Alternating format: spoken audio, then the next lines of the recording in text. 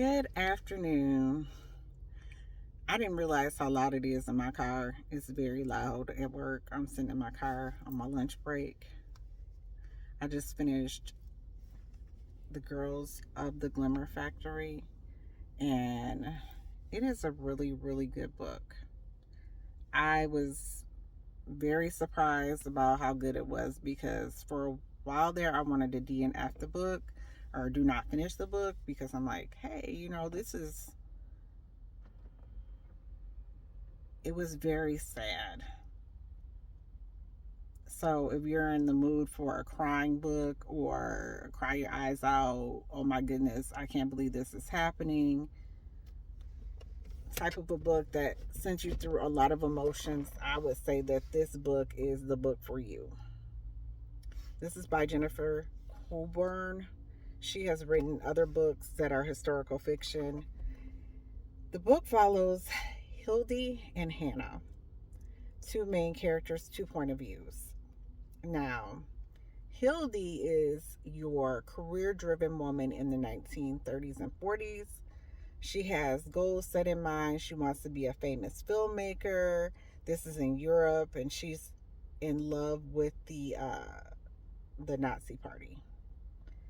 And Hannah is a Jewish young lady, and she lives with her family, kind of like the quiet, supportive friend. And so it just follows them and their connections through life. The times that I really wanted to do not finish the book was the times that Hannah would make comments about Jewish people, such as being dirty, being disease ridden. That was really difficult for me to read. And I don't know if it would be difficult for you to read, but to me, like, in every race, culture, whatever country, there are clean people and there are dirty people. You know, even in every socioeconomic group, there are clean and dirty people. And I realize that because I have moved throughout several of the socioeconomic groups. So I've been poor, I've been working class, and I've been middle class. All of those. And in all of those I have seen it. So the stereotypes were really difficult for me to read. Like I'm like, oh, I cannot take her. Um, but as the novel does progress, I do see maturity. There's a lot of historical information about the situation that's going on in Europe during that time, World War II. I learned a lot about ghettos. Now, primarily when reading, it pretty much centers on, when you talk about World War II, it pretty much centers on concentration camps and avoiding concentration camps. I didn't know what the ghettos meant. When I think of ghetto, I think of poor area, or, places that have liquor stores and pawn shops on the corner. That's just what I always think of when I think of the ghetto. But no, that's not what the ghetto refers to. The ghetto refers to as an area that where you push a whole bunch of people from the same uh, race or religion or whatever into that area. So basically, Jewish people were forced. They were promised, oh, I'm going to send you. And a lot of them had to pay and only pack their belongings, like what they could in a suitcase. And they had to pay to go to these places that were supposed to be a safe place for them. And they get there and it's not what they paid for. Like, oh, we're going to get you a mansion or a rooftop penthouse. And they get there and it's not that at all. Picture the projects, or the projects with no heat or no proper ventilation and or a very eroded place, you know, and people are packed in there like sardines. So I think the difference between the ghettos and the concentration camps is because I think concentration camps usually had some type of death method there, like the gassing of people and things like that, whereas ghettos were more like workhouses, and they did have communities, so there were like plays put on there, music, after there was working there, but it didn't center around death. But I did learn a lot when reading the book, and then after the book, the author, which was really good, and I've read historical fiction before, but I've never seen it in this context, where she goes through and she basically tells you what she wrote about and how it's not true. Like, she based it on this, but she changed this and this and that, such as dates or so on and so forth, and what was the accurate date or, item or whatever it could be.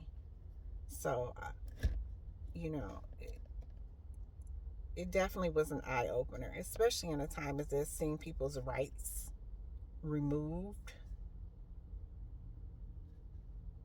and seeing that some people still today do not believe that the Holocaust did exist and that the Nazi Party still does exist. So, the main question I have, or thought that was running through my mind, because this is a dilemma that I do have. Okay? So I have friends of very different groups. All, you could say, oh, this person is a Republican, this person's a Democrat, this person's um, a Mormon, this person's Jehovah Witness, this person's a Christian, however you look at that. But at what point in your friendship does that begin to infringe on you? So, if a person is your friend and they believe that their race is superior to yours, would that change your friendship?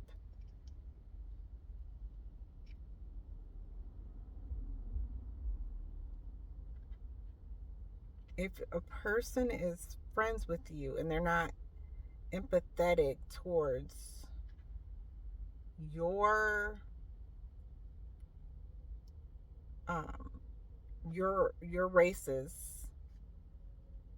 issues, does that affect you? And the reason I'm saying this is because I was in ninth grade in Mr. Teal's class,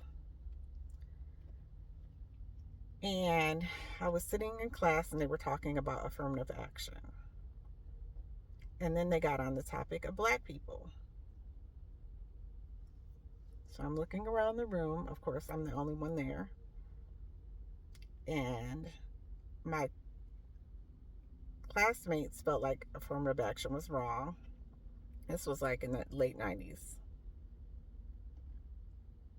in high school. And they felt like affirmative action was wrong. I had one of the highest grades in the class, if not the highest grade, by the way. Um, and then they also felt like,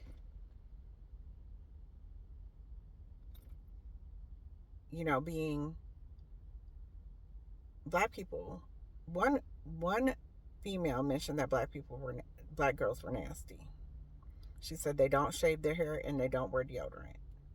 Their underarm hair and legs. Another one mentioned that they felt like black people should still be slaves, and they don't understand why the white people let them go free.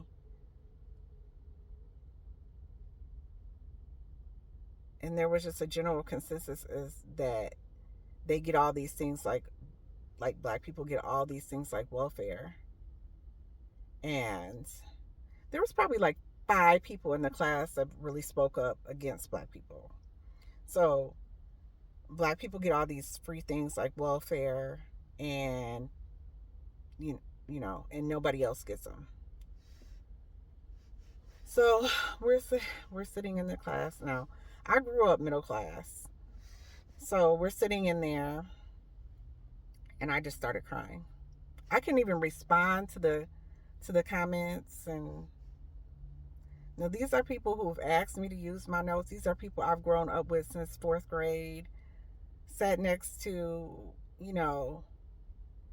So one of the girls lived on in my neighborhood, and she goes, "Oh, Brandy, don't be upset because we're not talking about you. You're different than other black people."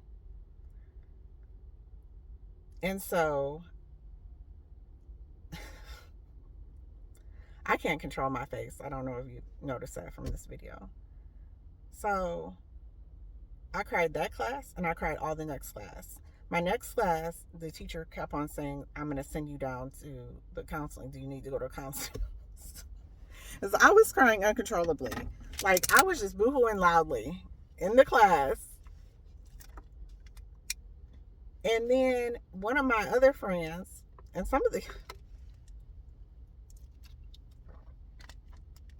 one of my other friends said, "Well, Brandy," when I told them about the experience, "they're just ignorant. You shouldn't let that affect you." But it hurt my feelings. Like, the whole situation hurt my feelings. So as I become older, and you know, we have all the things like Facebook, and you get to see people's views and how they feel about people. And at what point do we allow people to say things like that and continue friendship with them, or even continue being acquaintances with that person, knowing that they feel that way, that they're generalizing your whole entire race? Let me know your opinion. I'm really interested. So the next book I'm reading is by Jessica Sherry, because I need to read another book that has nothing to do with, you know, sadness or anything like that. It's a romance novel. So that's what I'm reading. Jessica Sherry. It's called One Thing Better. It's a series. I just need to, and that's what I do whenever I read a really, you know, tough book or something like that. Then what I'll do is I'll go up behind it and read a romance. That way I can clear my mind and I'm at peace, and it's like, la la la la again, you know. But probably after this I will read another S.A. Cosby book. If you guys haven't gotten into him, I would highly recommend it. He is so good. He has those sort of books that makes you want to stay up at night and just read till you there's no more to read. So I hope you guys have a good day. I'm gonna get back to work. So good afternoon. We're on my lunch break again. We're at Target, and we're going to go and look at some books. Now, being a Kindle girly, what I often do is I take pictures of the end caps and books that I want to look at on Kindle. And then what I'll do is I'll go and look on Kindle, see how much they are, so on and so forth. I don't really purchase books from Target except for around Christmas. So, but they do have a good selection of books. So here we are.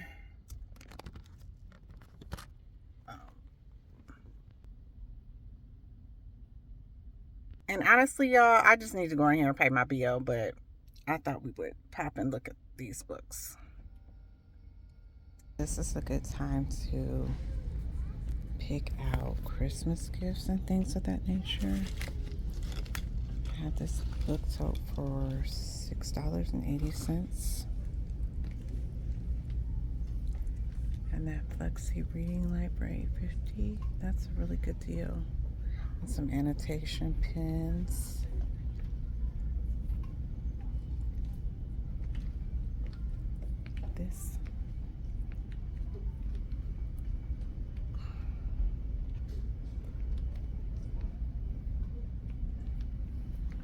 This Target is nice and stocked.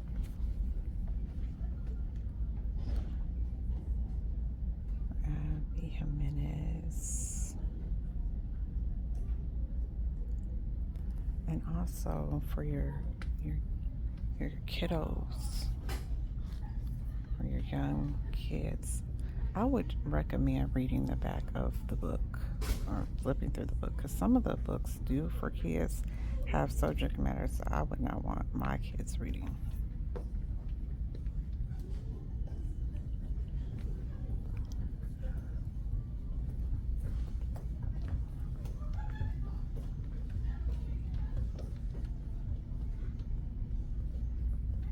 Cool little, I don't know if they're coffee table books. Let's look and see what is in that. Absolutely nothing. Okay. And they have some young adult too. But yeah, I always look at it before I get my kids books, because some of the subject matters are just, of course they have a quarter throne or thrones and roses. I've read one of the series and I'm on the second series, but I just got, I don't know, burnt out. I think I'm on Kingdom of Ash. No, I read Kingdom of Ash, I think, and I'm on a quarter thrones and roses, I think.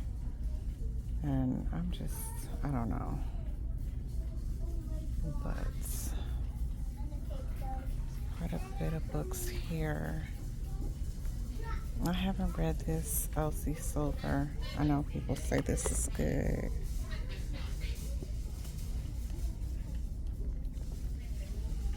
Oh my God.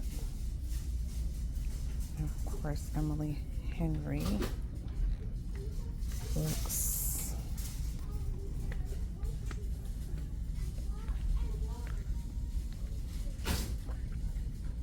Okay, so this is where I usually come in and take pictures of them and just go back and look on Kindle Unlimited to see what is free and what I'd be interested in.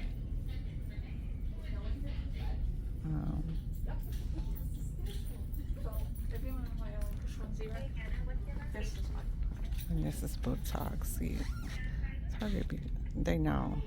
They heap their ears to the ground. They know what people want. Let's see what they have on the very end cap. Okay, another Book Talk. The Butcher and the Blackbird. I want to read that series. This series right here. I don't know why, but I just do.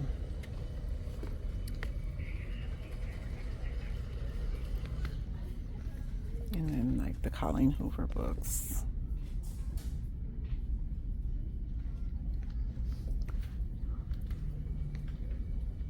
This looks good too. I've been seeing this a lot. Broken Country. And these pins are so cute.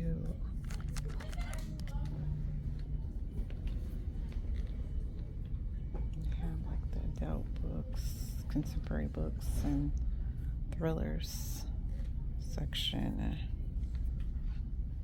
I've read a lot of thrillers in my like teen, young adult 20s era.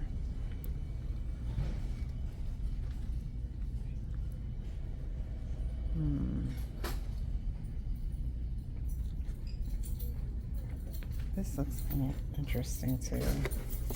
She's got money troubles. This was me in my early 20s. And yeah. Hey, it's Friday. Happy Friday! I'm at work. and this is my current situation. But propped up, I'm reading. I'm reading The Friend Zone by. It's by. Let me see. Abby Jimenez. I was reading what was it? I was reading another book by, I believe it was Jessica Sherry. I cannot read that book. Let me tell you why. I'm probably up here. Bear with me. Okay, so the reason I couldn't read that book is because the parent, it was a daughter, and she had spent 3 years taking care of her parents.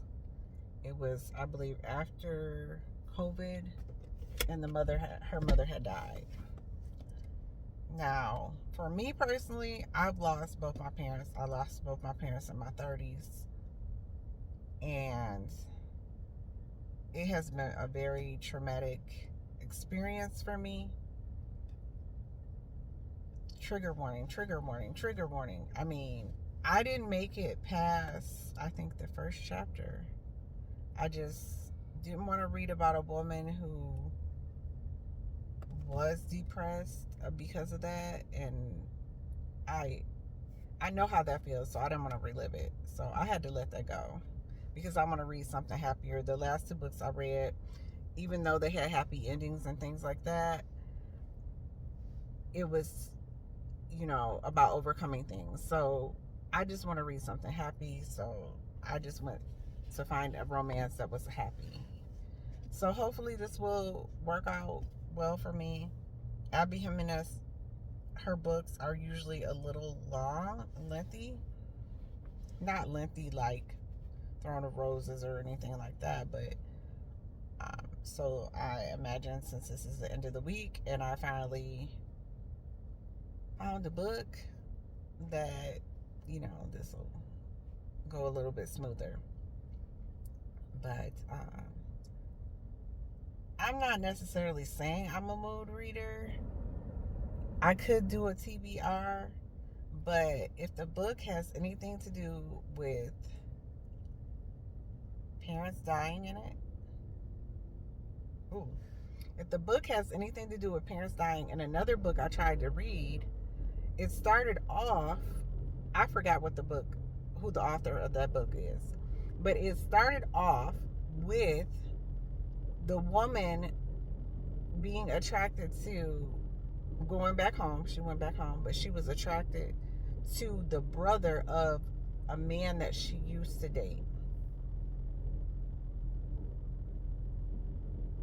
Now, unless it's a thriller, and I know it's a thriller going in, I cannot read a book where somebody is morally compromised. To me, personally, and some people are okay with dating siblings and people in their families, but just to me, I'm not okay with that, and I'm not okay with reading anything, because when I read a book, the main character, I want to be able to root for them, or at least root for those around them to catch them, not to be sleeping with the family, and even sleeping with friends. But that's just me, and I'm not judging people. Like, I'm not saying, like, if you slept with your family members or people in families, that's your business. But for this one right here, no, I can't do it. So I had to let that go too. And I used to read back to parents passing away. I used to try to not. So, I started the book, so let me just finish it. Life is too short. Life is too short to spend your time on something that will make you sad or depressed, to read something that is just wrong. Now, I always wanted to read Adolf Hitler's book, but I already know his mindset, so I'm going into it knowing his mindset, and there's reasons for reading that. But just some random book, absolutely not. But everybody has their own opinion and their own ways of looking at things. If you're okay with that, then you're okay with it. But not over here. I'm sorry. That's just not the business. But I hope you guys have a good Friday. I'm going to work today. And then, as you can see behind me, it sounds like I'm always working, but I'm going to work, and then I'm going to finish working. I'm going to have some Cafe Zupas and go home, relax, cuddle with my husband, and read my book. That that, that is the plan for today. But days don't always turn out how you thought they were going to. But you guys have a wonderful day, wonderful weekend.